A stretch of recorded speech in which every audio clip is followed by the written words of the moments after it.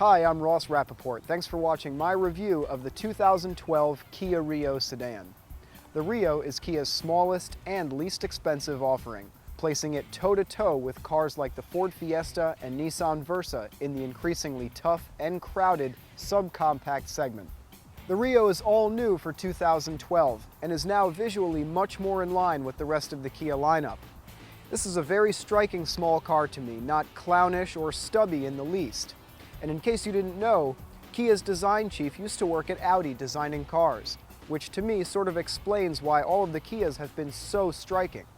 If you haven't looked at subcompact cars over the past couple of years, you're going to be blown away by the interior design of this car. Aesthetically, in my opinion, it's at or near the top of the class, although ergonomically it still lags a little bit behind cars like the Honda Fit. My viewers know my affinity for good storage cubbies, and this car just doesn't have that many. That I can live with. One thing I can't live with is the location for all of the power outlets and the USB port. I'm sure on paper it looked like a good idea to have everything centralized, and it even looks good at first with a handy little cutout for your iPod. Once you add a smartphone with a charger in there, it gets incredibly messy with a big tangle of wires right around the shift knob, which you don't want. The fuel economy numbers for the Rio look mighty promising. 30 miles per gallon in the city and 40 on the highway, says the EPA. However, I've mixed city and highway driving during my time with the car, and my fuel economy is 28.3 miles per gallon.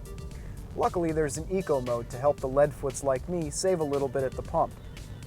The Rio has a new engine this year, a 1.6-liter four-cylinder, delivering 138 horsepower, which may not sound like much, but it's 28 more than last year.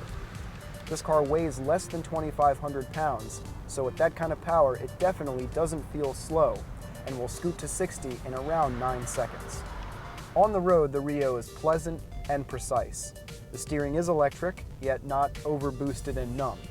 But it can throw you for a loop because if you're executing a low-speed turn, the steering wheel doesn't immediately swing back to center the way most cars do.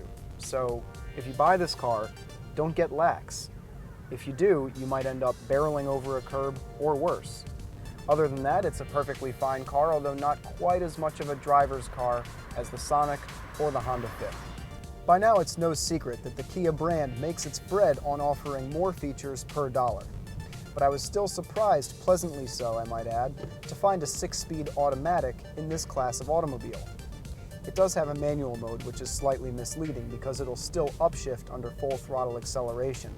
It will let you go all the way to redline, however. But it won't downshift if you're in 6th gear on the highway in manual mode, which I actually really like. Our test car is an EX sedan and is quite well equipped with a package that includes a crystal clear backup camera and a Microsoft infotainment system. There are some standard features I didn't expect, like power folding mirrors, for example. There is also a top-shelf SX model with features like navigation, heated seats, keyless ignition, and a sunroof, some of which are pretty hard to find in this segment. So there is real value to be had here depending on what kind of features you're after and what you're shopping the Rio against. Our test car cost just over $18,000 in this trim. And what I really like about the Rio is the hatchback model, which I prefer, is only $200 more. Go to any other manufacturer and they'll gouge you $1,000, if not more, to upgrade to the more versatile body style. In conclusion, I don't think this car is quite at the level of class leaders like the Honda Fit and the Chevy Sonic, but after that, it's a free-for-all. This car is more consumer-friendly, and it's easily the best-looking car in its class, in my opinion. I'm Rapoport. Thanks for watching this episode of RoadflyTV. You can find me on Facebook, and I'll see you next time. There is also